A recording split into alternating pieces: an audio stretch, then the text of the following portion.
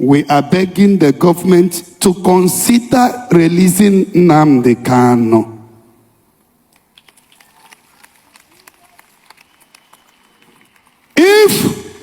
If some Boko Haram can be released and pardoned, and they recruit them into our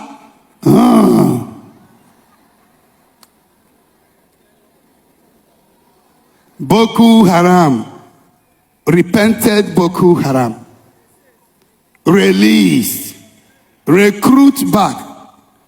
So why can't they release Nnamdi Kanu, who only he was speaking with his mouth, speaking what he knows that is right and what he knows that he is wrong?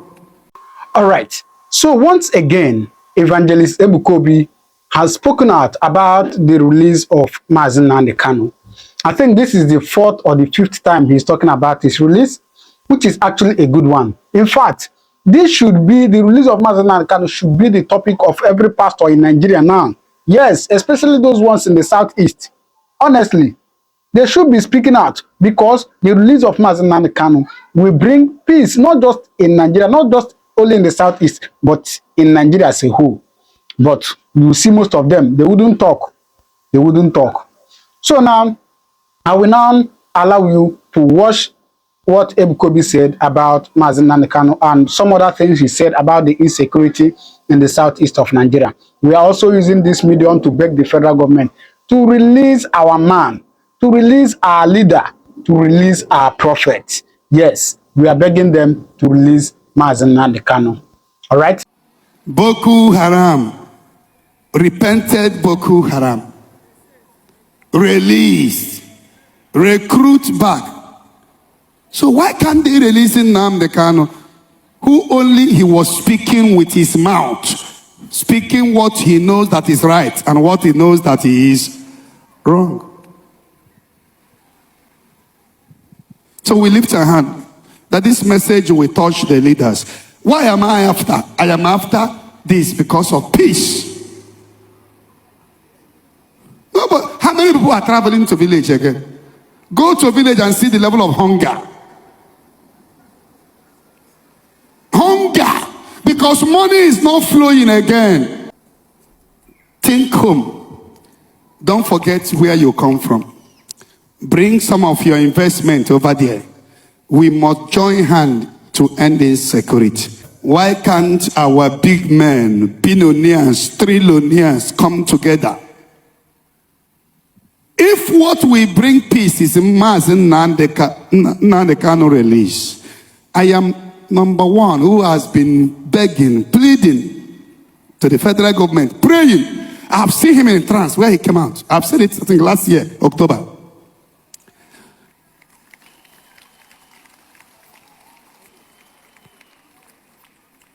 Because I know that if Nnamdi Kanu should be released, it will help to quench the fire. Because some criminals now are taking the advantage of what is on ground, kidnapping their brothers.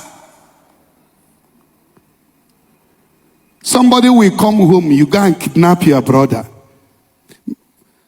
If you go to the east now, there are many uncompleted buildings. Because before this thing, people have started coming back home. Am I speaking to somebody? People have started coming back home small. Now, people have abandoned their houses. Big men who can't even go with Benz again, Range Rover.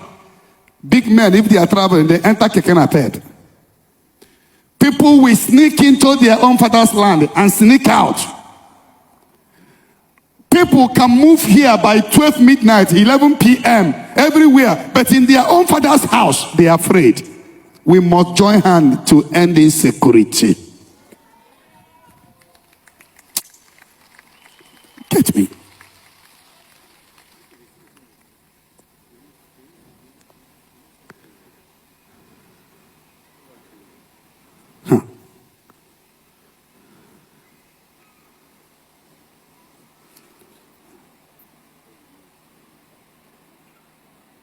We must. It's not healthy. I've written a lot of letters to the Eastern governors. There is one they will begin to dispatch to them, one after the other. All of them should join hands together. Meet the president, continue, push, join hands together. They have done that before, but they have to keep doing it until Mazi is released, so that there will be peace, so that people can travel home peacefully, so that people will stop being afraid of going to their home. Our land is completely destroyed. Now, people are afraid. Every Monday, sit at home. So may God bless you and bless this teaching. Take it from Father Monso today. Just like what is happening in our country, Nigeria today. No matter their suppression against the Igbos, what is happening today, and God will continue to enlarge Igbos wherever they are, in the land of America, Asia, Australia, Africa, name them, even in this Federal Republic of Nigeria. Yes, open Igbos in Nigeria na Nigeria deka Tanzania. Yes, if sovereign state of Biafra is realized, and if Igbos leave Nigeria, I'm telling everybody here, Nigeria will be like Kenya. That's why they will not want you to go. If you people are non-entities, if Igbos are non-entities, yeah, they would have given a mandate. We are tired of your trouble. Oh yeah, follow your brother Nnamdi Kanu and go and find your own state. But because every average Igbo man is an institution, that person has a human capital. Yes, you can't compare them with your potentials. Ojukwu declared the sovereign state of Biafra in the year 1967 because of injustice, intimidation, tribalism, nepotism. So Ojukwu thought that will be an easy way for them to stay on their own and form their own country. That time Ababomi Awolowo was the minister of finance, and Ababomi Awolowo was in charge of food. No food was coming into Biafra land. That war was a genocide, and they cut the bridge so that Igbos will not even have access to relief. Ojukwu cried to Western nations, foreign nations, Britain, and all of them paid deaf ears. Russia was supplying ammunition to them, and Igbos hadn't any ammunitions.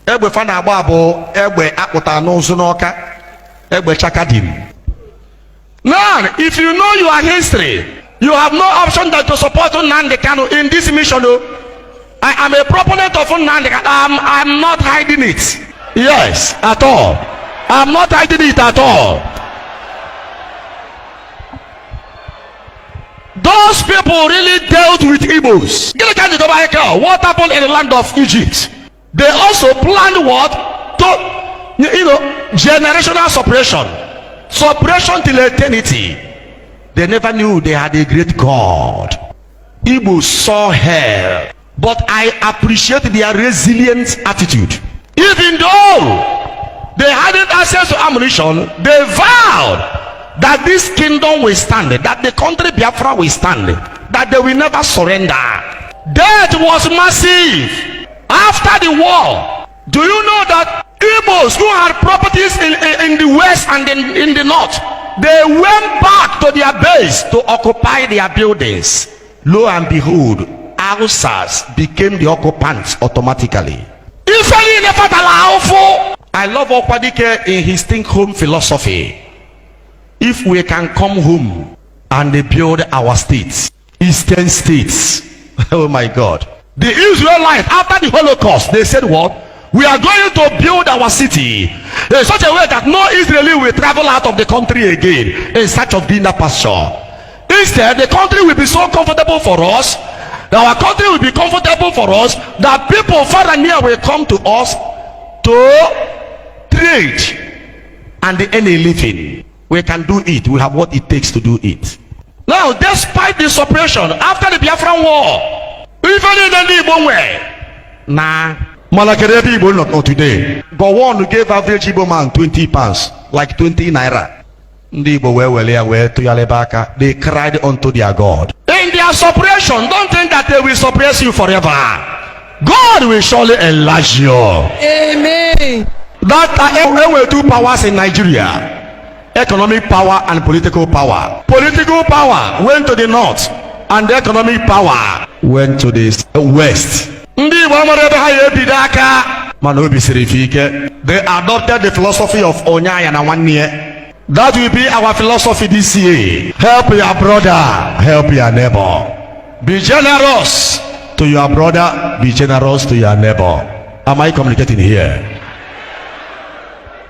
Before you know it, economic power reversed and went to the Igbos. Today, Igbos, they are controlling the economic power in Nigeria.